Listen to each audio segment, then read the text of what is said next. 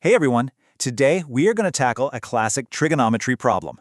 Now I know it might look a little intimidating at first, but trust me, we're going to break it down into super simple steps. By the end of this, you'll see just how a few basic rules can solve what seems like a really complex puzzle. So let's jump right in. Okay, so here's our 5-step game plan. First, we'll get a handle on the problem itself. Then we'll find that missing side. After that, we calculate our ratios, solve the expressions, and then, this is the best part, we'll uncover a universal rule that's been hiding in this puzzle the whole time.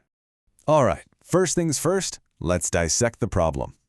Before we can even think about solving anything, we've got to know exactly what we're looking at, what we've been given, and what our goal is. So take a look. This is our starting point. We've got a right-angled triangle ACB. We're told the longest side, that's the hypotenuse, AB, is 29, and the base, BC, is 21. Our mission, should we choose to accept it, is to find the values for those two expressions you see there involving the angle theta. It looks a bit messy, I know, but we're going to clean it right up. Okay, on to our first big move in solving this thing. We need to find that missing piece of the puzzle, the side AC. And to do that, we get to pull out a tool that's been working perfectly for about 2,500 years. And what is that tool? Well, it's the one and only Pythagorean theorem. This is an absolute cornerstone of geometry, and for good reason. It beautifully describes the relationship between the three sides of any right-angled triangle. It's pretty amazing when you think about it. So let's walk through the math. We just rearranged the theorem a little to solve for our missing side, AC. Then we plug in the numbers we know, 29 and 21. Now you could square them both, but a neat little algebra trick lets us rewrite it as 8 times 50. That gives us the square root of 400. And what's that? A perfect 20. The missing side is exactly 20 units long. And just like that, the hardest part is already over. Seriously, we now have all three sides. So, relative to our angle theta, the side opposite it is 20, the side adjacent to it is 21, and of course, the hypotenuse is 29. We now have all the information we need to solve this thing. All right, our triangle is now complete, so we can move on to the next phase of the operation.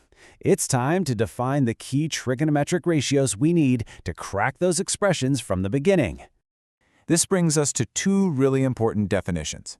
Now this might be a little blast from the past for you. Remember SO, CA, TOA? Well, that's all this is. Sine is opposite over hypotenuse, and cosine is adjacent over hypotenuse. These simple little ratios are the key to everything that comes next. And now that we know our side lengths, we can just plug them in.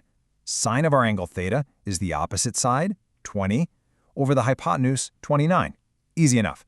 And cosine is the adjacent side, 21, over the hypotenuse, 29. And that's it. We have our ratios.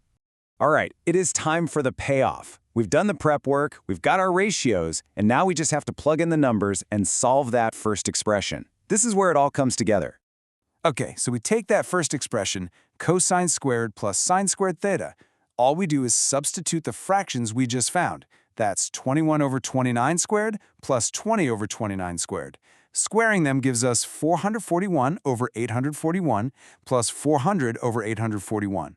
Now we add those top numbers together, and we get 841 over 841. And there it is. The answer is 1. Just a perfect, clean number 1. How cool is that? It's so incredibly neat and tidy. Okay, 1 down, 1 to go. Now that we have the process down pat, let's use the exact same steps on the second expression. This time, it's cosine squared theta minus sine squared theta.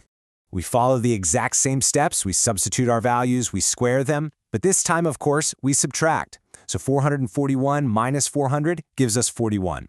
And that means our final answer for the second part is 41 over 841.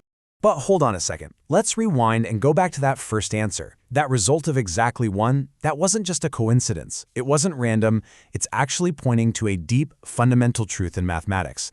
This right here, this is our aha moment. You see, this result is so important, it actually has its own name. It's called the Pythagorean identity. And the most incredible part? It's true for any angle in any right-angled triangle in the entire universe. We didn't just solve one little problem, we actually just demonstrated a universal law of nature. So the really big takeaway here is this simple 3-step method that you can use every single time. 1. Complete the triangle. 2. define your sine and cosine ratios, and 3, substitute and solve. It's a reliable roadmap that will guide you to the right answer every time. And there you have it. We started with what looked like a complicated problem, we followed a simple, logical process, and in the end, we uncovered a universal law. This elegant, powerful rule was hiding in plain sight, right inside a simple triangle. And it really makes you wonder, doesn't it? How many other fundamental truths are just out there waiting to be found in the numbers that are all around us?